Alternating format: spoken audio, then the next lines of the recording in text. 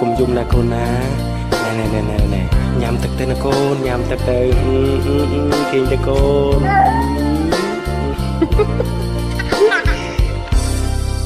អតីតកាលបណ្ដាលឲ្យចិត្តមិនស្ងប់ចង់ឲ្យគ្រប់យ៉ាងត្រឡប់ចង់ឃើញមុខលោកពុកមានគុណអតីតកាលពុកខំ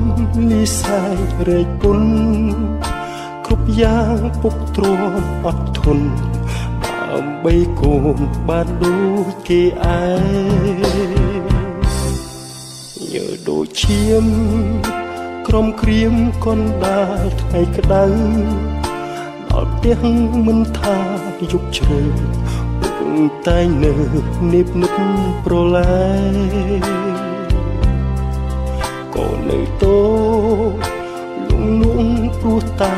សំលេលោកពុកបំពេឲ្យគេលងវងវេក្រោមស្បៃរាត្រីតែពេលនេះបាត់លោកពុក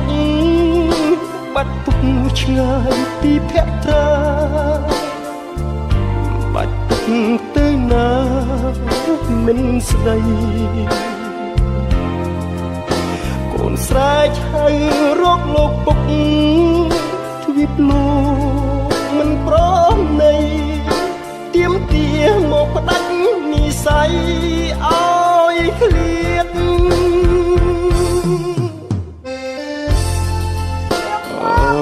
កូនពុកមកពុកមកកូនណាកូនឆ្លាតតិចទៅកូនទៅកូនឆ្លាតណាកូនណាកូនធំឡើងធ្វើការធំណាកូន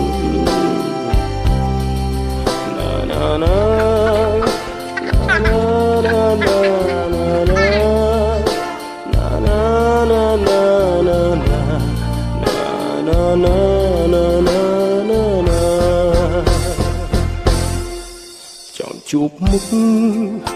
ចង់ឃើញពុកនៅចិត្តកូនពាក្យពេចន៍បំពេលួងលោមធ្វើឲ្យកូនរឹតនៅស្រណោះមានថ្ងៃនេះដោយសារគុណពុកសន្តោសទូមានអប់រំកូនប្រុសមិនឲ្យខុសលុះធំដឹងក្តី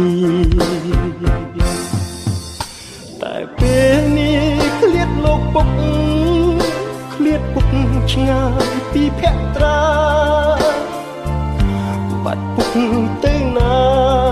មិនស្ដី